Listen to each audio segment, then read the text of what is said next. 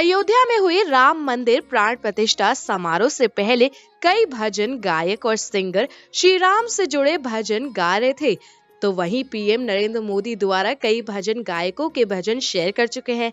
शनिवार को प्रधानमंत्री ने मशहूर गायक मैथिली ठाकुर द्वारा शबरी प्रसंग पर गाया गया भजन शेयर किया।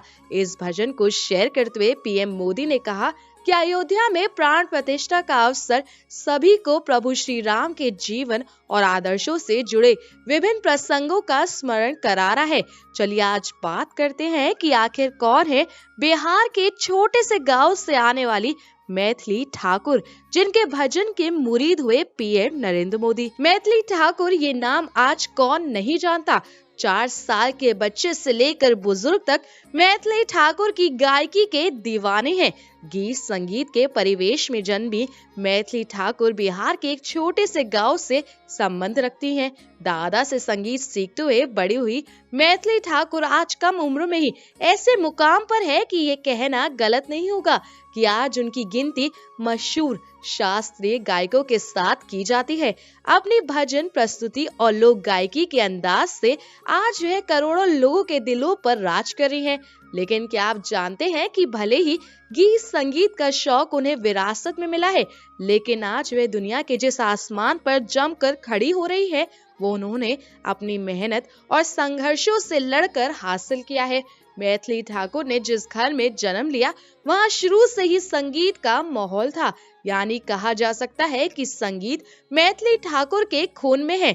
मैथिली ठाकुर के दादा एक संगीत शिक्षक थे, वहीं उनके पिता भी एक संगीत शिक्षक हैं। मैथिली ने 4 साल की उम्र से संगीत सीखना शुरू किया। उनके जीवन में संगीत की शिक्षा का अध्याय उनके दादा ने ही शुरू किया था। अपने दादा से संगीत की शिक्षा लेते हुए वे बड़ी हो गई। मैथिली ठाकुर ने संगीत शिक्षा के साथ साथ ही अपनी स्कूली पढ़ाई भी शुरू कर दी थी। मधुबनी के गांव बोनीपट्टी में स्थित एक स्कूल में उनकी स्कूली शिक्षा शुरू हुई, लेकिन यहाँ वे केवल 5वीं तक ही शिक्षा ले पाई। बाद में जब वे पिता के साथ दिल्ली शिफ्ट हुई तब यही उन्होंने आगे की पढ़ाई शुरू की। अब अपनी कॉलेज की पढ़ाई भी वो यहीं से पूरी कर रही हैं।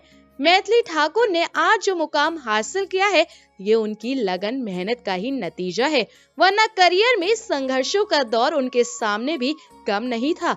उन्होंने जब भी किसी सिंगिंग के रियलिटी शो में हिस्सा लिया हर बार उन्हें रिजेक्शन का सामना करना पड़ा।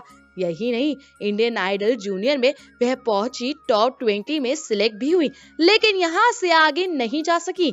यहाँ भी उन्हें एक बार फिर रिजेक्शन का सामना करना पड़ा। इन सब के बावजूद उन्होंने हार नहीं मानी। उम्मीद और सपनों के दम पर वे अपने संगीत के आसमान में उड़ान भरती रही। रियलिटी शोज में रिजेक्शन झेल चुकी मैथिली ठाकुर को अब बॉलीवुड से कई ऑफर मिल रहे हैं।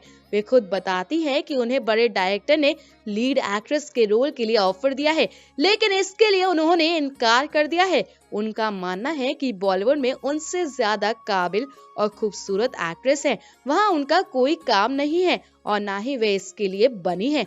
वे हमेशा सिर्फ गाना ही चाहती हैं। उनका कहना है कि भारतीय संस्कृति की धरोहर है लोकगीत और वह इस संस्कृति के संरक्षण के लिए ही अपनी गायकी समर्पित करना चाहती हैं। हालांकि वे बॉलीवुड में प्लेबैक सिंगर के रूप में अपनी एक अलग और अनूठी पहचान बनाने का सपना जरूर संजोती हैं। मैथिली ठाकुर अपनी सफलता का सारा श्रेय अपने माता पिता को मानती हैं। इसके लिए वे ये तक कहती हैं कि सोशल मीडिया का नेगेटिव इम्पैक्ट भी होता है जिसे पेरेंट्स ही कंट्रोल कर सकते हैं।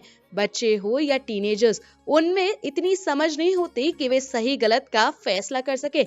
ऐसे में पेरेंट्स का रोल बहुत महत्वपूर्ण होता है। मेरे माता पिता ने हम तीनों की परवरिश ऐसे की है कि हम उनसे काफी जुड़ाव महसूस करते हैं। वे हमेशा मेरे साथ ही होते हैं। आज मैं 23 साल की हूँ, उसके बाद भी माता पिता से हर चीज शेयर करती हूँ। उनसे बिना पूछे कोई डिसीजन नहीं लेती।